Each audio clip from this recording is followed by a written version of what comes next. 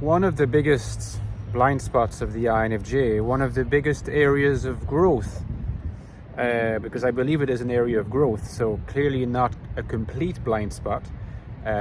If it was a complete blind spot, it wouldn't even be an area of growth. For example, you could make an argument that the TE function is as close to a blind spot as, in the original sense, to an INFJ as anything else. But no, I'm talking about moral complacency.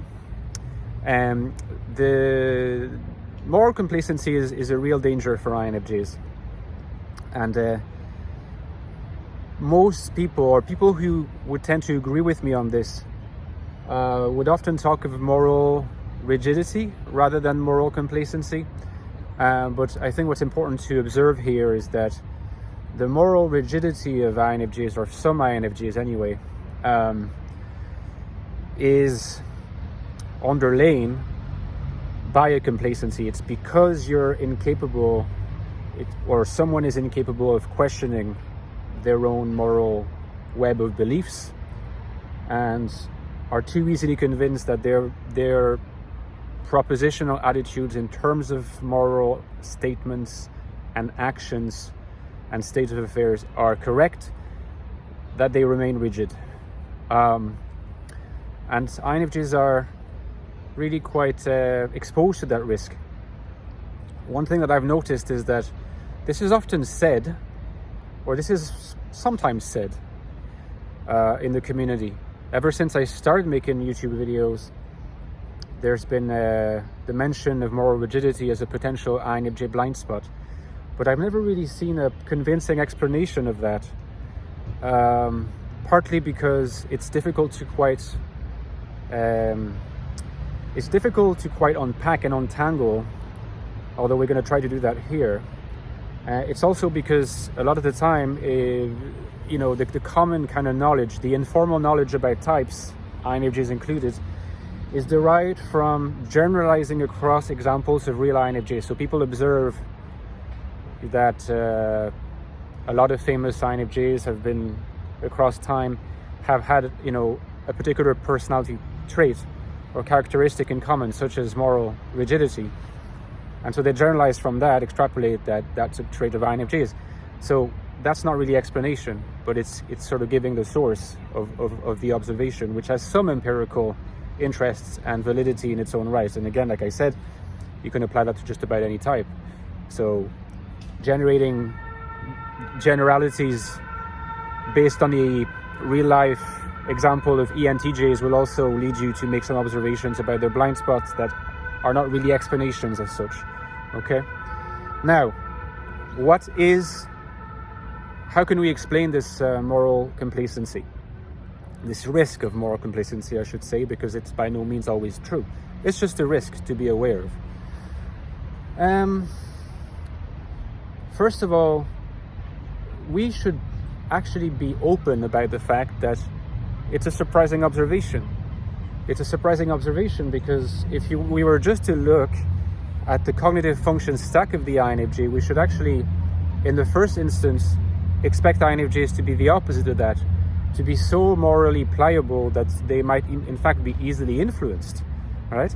And this because FE is quite high up in the cognitive function stack of the INFJ, and FE is intricately tied to the positions and opinions of the wider social group, right? It can be a slightly wider social group, family, group of friends, or it can be a much wider social group like society.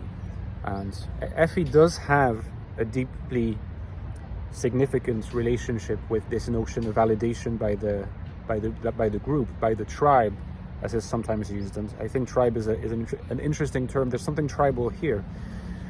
So in the case of moral rigidity, it seems to be the opposite.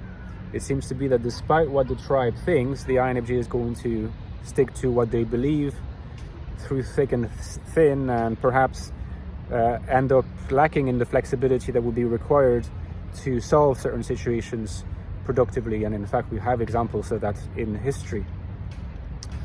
I think it's kind of easy to understand. The first thing to understand is that the one thing that INFJs will not really compromise over, unless unless, and this is a big unless they are the adaptive submissive subtype of INFJs.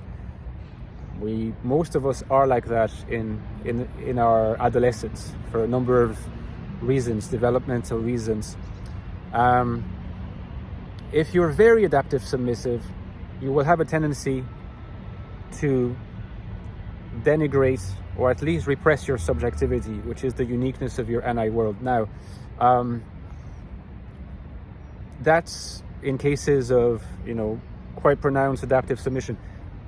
You're not going to have moral complacency here, but you will have in a sense, the flip side of the risk, which is the risk of being overly influenced by other people and not having a particularly well-defined moral compass. You need to be morally steady, otherwise you're not really moral. And that's a problem for adaptive submissive INFJ, especially the very adaptive submissive ones. But those that are not too adaptive submissive or belong to the other subtypes of INFJ, so they will not compromise over their NI vision, right? That's their essence of subjectivity. It defines, in a sense, who they are, so it's a strong marker of identity as well. The moral view for these INFJs is, among other things, but one of the main instruments by which the INFJ mediates their relationship with external reality, which is a relationship of distance and severance and alienation, as I've discussed in many videos. One of the ways in which they can strive toward a certain form of attunement is by translating this NI vision into a moral vision. That's prior to actually concrete embodiment into a life project, but that's one step. So in a sense, the moral perspective is usually a primordial extension in external reality of the NI world. So it inherits that heavily subjective vision, even if it is a projection into external reality, which is why it's an extroverted function that regulates that, namely FE. And therefore it's going to have similar traits of being fixed and somewhat unflinching, just like the NI worldview, right? But what's important to realize as well is that, yes, INFJs, regardless of what subtypes they are going to care about what the tribe thinks. The thing about the moral world is that the moral world is a world of oughts, right? It's a world of musts, but ought tos. So it's not about states of affairs. It's not about the way things are. It's about the way things ought to be.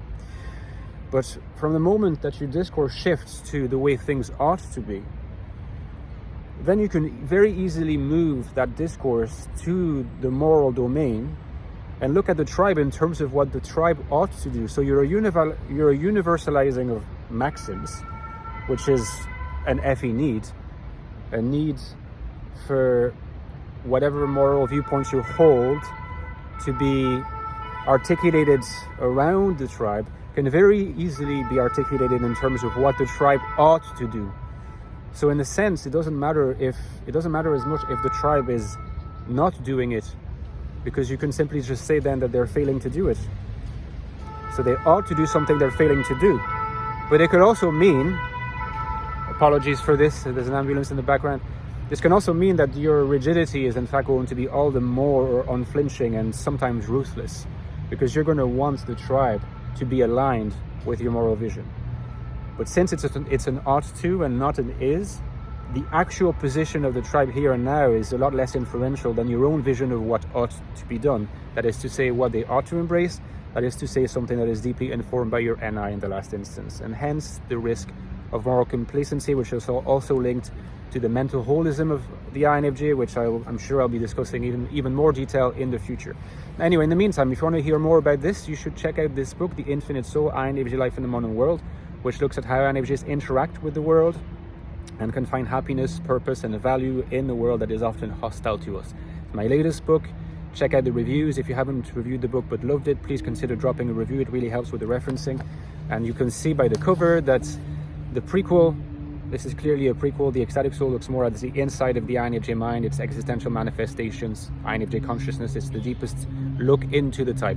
Finally, the lifeblood of my channel, as I like to say, is my Patreon page. Please consider donating to my channel. You access bonus content. You can interact with me there, suggest new videos for me to cover. And yeah, consider it. Okay, guys? Bye-bye.